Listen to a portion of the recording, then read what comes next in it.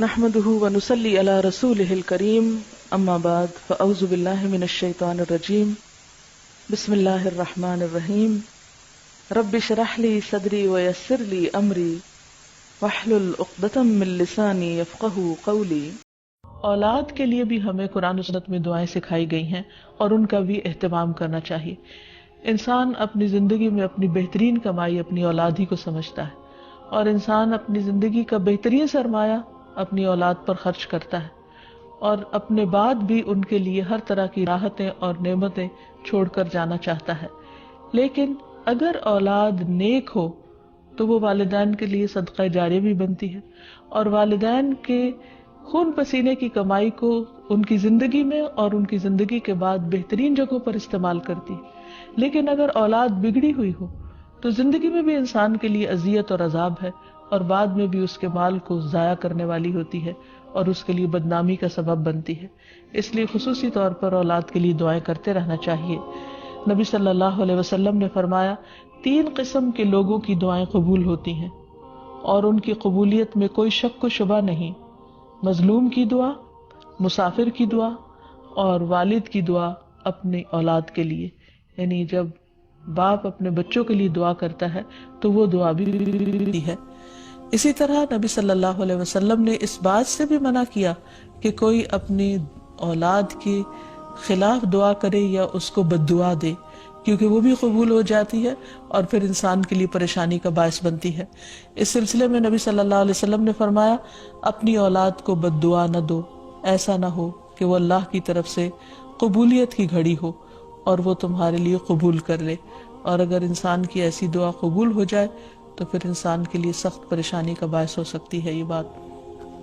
اور اس میں ہم دیکھتے ہیں کہ زکریا علیہ السلام کی بھی اولاد نہیں تھی تو وہ بھی بڑھاپے تک مایوس نہیں ہوئے اور دعا مانگتے رہے،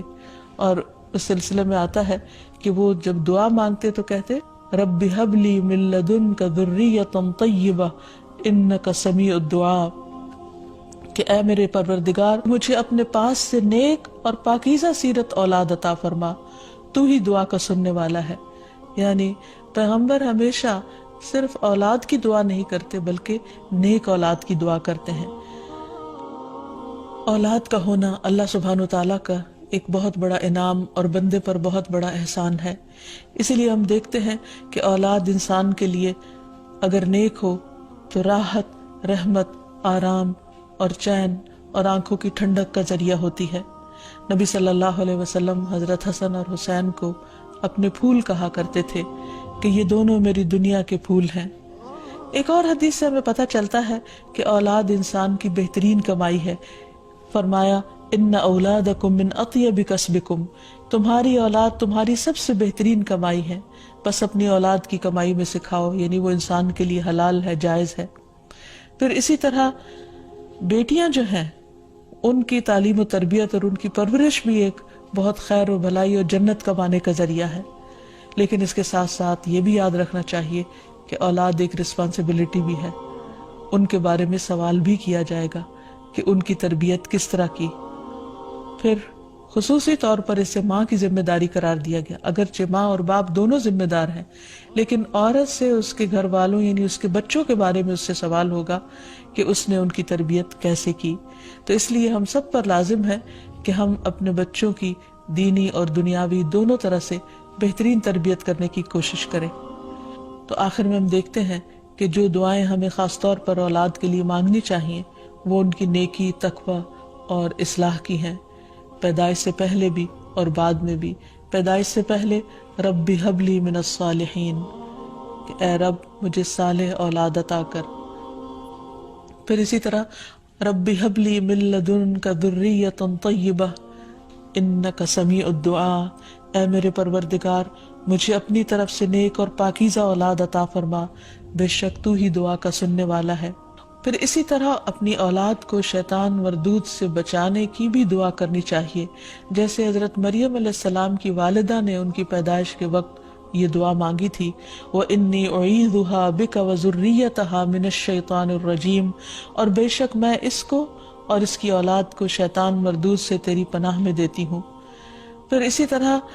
ایسی اولاد مانگنی چاہیے کہ جو انسان کے لیگیسی کو آگے لے کر چل سکے اور اس کے علمی ورثے کو سنبھالنے والی ہو، جیسے زکریا علیہ السلام نے دعا کی تھی۔ پھر اسی طرح اولاد کے اللہ تعالیٰ کے راستے میں قبول ہونے کی بھی دعا کرنی چاہیے، جیسے حضرت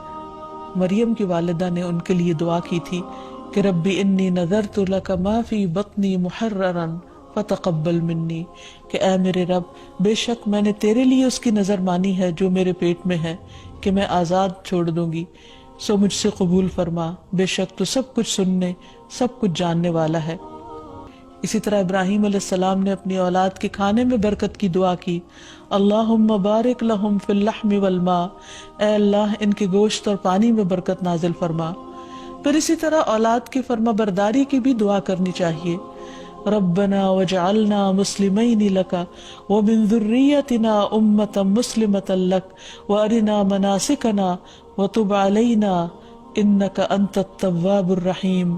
اے ہمارے پروردگار ہم دونوں کو اپنا فرما بردار بنا لے اور ہماری اولاد میں سے ایک جماعت پیدا کر جو تیری فرما بردار ہو، اور ہمیں اپنی عبادت کے طریقے بتلا اور ہماری توبہ قبول فرما، بے شک تو بڑا توبہ قبول کرنے والا اور نہایت رحم فرمانے والا ہے۔ پھر اسی طرح اولاد کی اصلاح کی دعا کرنی چاہیے،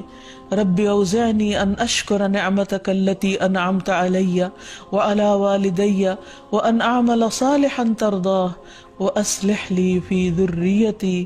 انی تبت الیک وانی من المسلمین، اے میرے پروردگار مجھے توفیق دے کہ میں تیرے اس احسان کا شکر ادا کروں جو تو نے مجھ پر اور میرے والدین پر کیا، اور یہ بھی کہ میں ایسے اچھے عمل کروں جو تجھے پسند ہو،